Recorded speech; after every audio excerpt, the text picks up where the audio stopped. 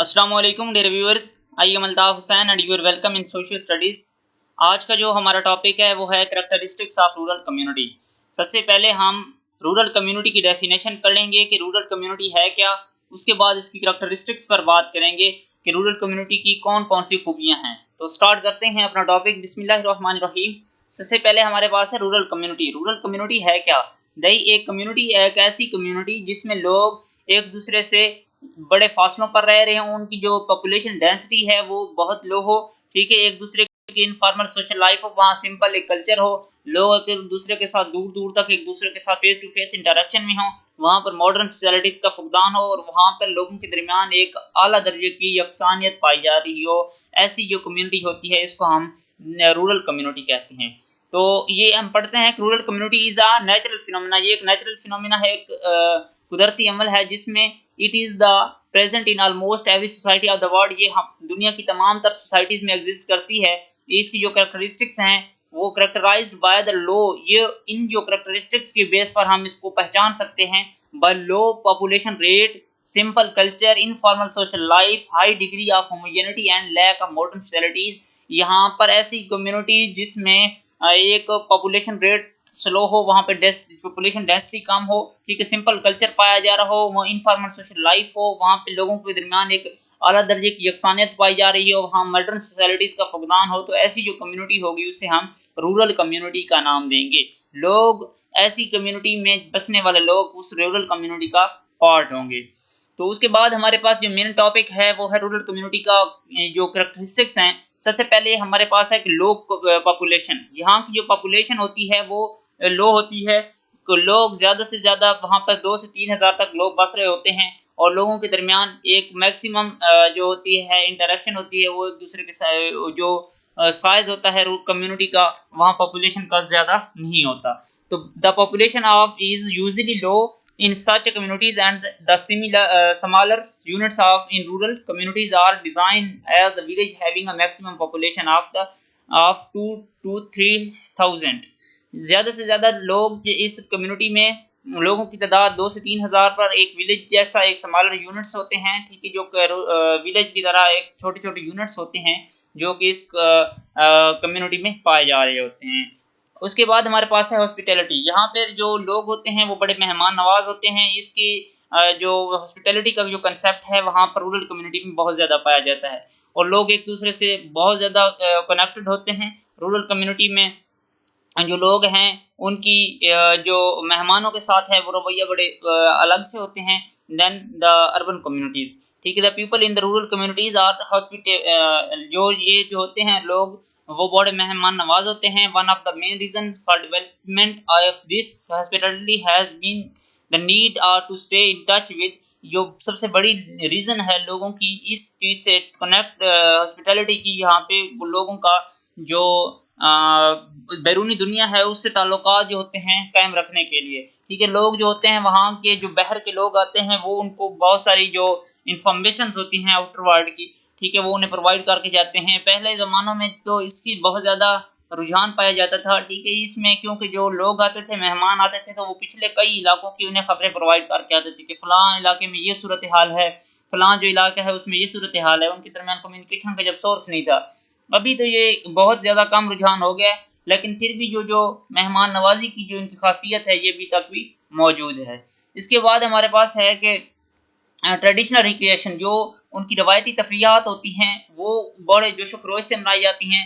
लोग इनको अपनी जो रवायती तफरियात हैं उनको हर साल और हर इवेंट को बड़े उस हिसाब जैसे बड़े जोश खरोश से मनाते हैं और बड़े उसको अपनी जो रवायात हैं उनको अभी तक भी कायम रखा हुआ है और उन पर बड़ा सख्ती से अमल पैरा होते हैं। इसकी fairs drum beating, horse racing, dog fighting, wrestling, kabaddi and singing the lovely songs and dancing on drum beating are the popular creation of the rural people। जो rural peoples हैं वहाँ के जो देहाती लोग हैं उनमें ज़्यादातर जो मशहूर उनकी तफरीहात हैं उनमें ढोल बजाना, घोड़ों की रेस हो गई, कुत्तों की लड़ाई हो गई, रेसलिंग हो गई, कबड्डी हो गई, गाने बजाना और ड्रम ढोल जो होते हैं उनकी बजा के उस पे डांस करना, उन पे रक्स करना, ये वहाँ की जो बहुत ज़्यादा मशहूर तफरीहात हैं उनमें ये शामिल है। उसके बाद है कि एंडोगेमी। एंडोगेमी वहाँ के जो लोग होते हैं वो ज़्यादातर एंडोगेमी को तरजीह देते हैं। ज़्यादातर जो शादियाँ होती हैं वो एक ही कास्ट के लोग अपनी जो सेम बरादरी में की जाती हैं। एक ही बरादरी में रहने वाले लोग जो कि अपनी एक लड़की जो देने वाले या लड़की लेने वाले ज़्यादातर बिरादरी को फोकस करते हैं कि हमारी अपनी बिरादरी से होगी। एंडोगेमी जो होती है वहाँ पे ज़्यादातर प्रेफर की जाती है, वहाँ पे बहुत ज़्यादा मशहूर है। ठीक है, लोग इस सेम बरादरी में अपनी ही बिरादरी में शादियाँ करते हैं। Marriages take place only within the same biradari. Same बरादरी में जो मैरिजेस होती हैं टेक प्लेस होती हैं, वहाँ पे ज़्यादातर जो शादियाँ मुनक़िद की जाती हैं वो सेम बरादरी में की जाती हैं। इसका मतलब है कि वहाँ पर एंडोगेमी बहुत पॉपुलर है। Density of the population. Density असल में सबसे पहले हमने डेंसिटी का जो कंसेप्ट है इसको समझना होगा। ये केमिस्ट्री से जुड़ा एक कंसेप्ट है कि जब एक स्पेसिफिक एरिया होगा वहाँ पर जो स्पेसिफिक एरिया में लोगों की जो तादाद होगी उसको हम डेंसिटी कहेंगे। मतलब एक एरिया है, स्पेसिफिक एरिया है, वहाँ पर 20 लोग आबाद हैं, वहाँ पे और दूसरा उसी उसी जितना एरिया है और वहाँ पर 100 लोग आबाद हैं, तो मतलब वहाँ जो 100 लोग जिस जगह पे हैं तो वहाँ पर डेंसिटी क्या है, हाई है, और जहाँ पे कम लोग आबाद होंगे वहाँ पर डेंसिटी लो है। तो जो विलेज एरियाज होते हैं वहाँ पर पॉपुलेशन डेंसिटी जो होती है वो बहुत कम होती है। ठीक है, लोग एक ही एरिया में, स्पेसिफिक एरिया में बहुत दूर दूर तक घर होते हैं। एक जगह पे 4-5 घर हो गए, फिर उसके बाद थोड़े वक्फे पे फिर आगे 4-5 घर, एक घर, 2 घर, 3 घर, इस तरह मतलब जगह उनके दरमियान बड़ी स्पेस छूटी होती है, वहाँ पे फसलें होती हैं, जंगलात होते हैं। इस तरह वो लोग दूर दराज तक कम्युनिटी बनाई होती है, वहाँ पर एक दूसरे से कनेक्टेड होते हैं, उनके बहुत ज़्यादा दूर दूर तक ताल्लुकात होते हैं, 3-4 किलोमीटर तक। तो वो एक दूसरे को बड़े अच्छी तरह जैसे बिरादरी के लोगों को जानते होते हैं, वो एक दूसरे के अपने इलाके के लोगों को भी उसी तरह जान पहचान होती है। लेकिन जो उनके दरमियान फेस टू फेस कनेक्शन पाया जाता है, लेकिन उनकी जो पॉपुलेशन डेंसिटी होती है वो बहुत लो होती है। As the density of the population is low, the people are intimate relationship and face to face connect with each other। एक दूसरे के population density low होने की वजह से वहाँ के जो लोग हैं वो दूर तक एक दूसरे से फेस टू फेस कॉन्टेक्ट्स में होते हैं और एक दूसरे को हर कोई एक दूसरे को पहचानता होता है, जान पहचान उनकी आपस में बहुत ज़्यादा होती है।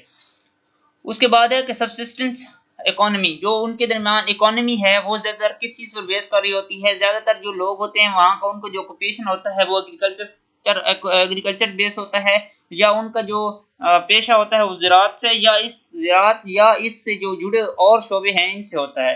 तो वो लोग जो होते हैं उनमें बहुत ज़्यादा इकोनॉमिकली वो एक दूसरे के साथ उनकी जो इकोनॉमिक खसूसियात होती हैं वो ज़्यादातर उनकी जो मुआशी हालत होती है वो सेम होती है वहाँ का जो लोगों की। The people of the rural communities are mostly involved in agriculture and agriculture related occupation। जो रूरल पीपल हैं उनकी जो ज़्यादातर ताल्लुकात जो होते हैं वो एग्रीकल्चर से या एग्रीकल्चर रिलेटेड ऑक्यूपेशन से जुड़े होते हैं। इस वजह से जो sameness in the task designed behind the integration of the rural communities, ये उनके टास्क सेम होने की वजह से उनके दरमियान बहुत ज़्यादा एक दूसरे के साथ जो ताल्लुकात होते हैं वो भी बहुत बेहतर होते हैं और बहुत एक दूसरे के साथ वो जुड़े होते हैं और उनकी जो इकोनॉमी होती है ज़्यादातर एग्रीकल्चर बेस्ड होती है। क्लीन इन्वायरमेंट, जहाँ पर ज़्यादातर फसलें हों, ठीक है, और वहाँ पे दरख्त हों, जंगलात हों, माहौल कम, वहाँ पे ट्रैफिक वगैरह ना हो, वहाँ पे ज़्यादा फैक्ट्रीज ना हो, फैक्ट्री ना होने के बराबर हों, तो वहाँ पर क्या होगा कि वहाँ पर माहौल जो होगा बहुत साफ़ सुथरा होगा। वहाँ पे कोई केमिकल्स वगैरह इंडस्ट्रियल फैक्ट्री नहीं होंगी, इंडस्ट्रीज नहीं होंगी जो केमिकल की, तो वहाँ पर क्या होगा, माहौल बड़ा साफ सुथरा होगा और लोग इस किस्म के जो खतरात हैं, एनवायरमेंटल खतरात जो होते हैं, माहौलियाती खतरात से पाक रहेंगे और वहाँ का जो माहौल होगा वो साफ सुथरा होगा। As rural communities are technologically simple, technologically वहाँ पर सिंपलिसिटी रहती है, सादा होते हैं, ठीक है, वहाँ पे बहुत टेक्नोलॉजी बहुत ज़्यादा नहीं इन्वॉल्व होती, ठीक है, वहाँ पर ट्रैफिक सोर्सेज बहुत कम इस्तेमाल किए जाते हैं। There are very few environmental hazards, यहाँ पर बहुत ज़्यादा इन्वायरमेंटल जो माहौलियाती खतरात होंगे वो बहुत कम होंगे, ठीक है। Making the surroundings neat and clean, जो सराउंडिंग्स होती हैं गिरद नवाह को क्लीन साफ सुथरा रखते हैं। फैमिली पैटर्न जो होगी उसकी बात करें तो family patterns in the rural communities are usually based on the joint family system. जो फैमिली पैटर्न्स होते हैं रूरल कम्युनिटीज में वो ज़्यादातर जॉइंट फैमिली पर बेस करते हैं।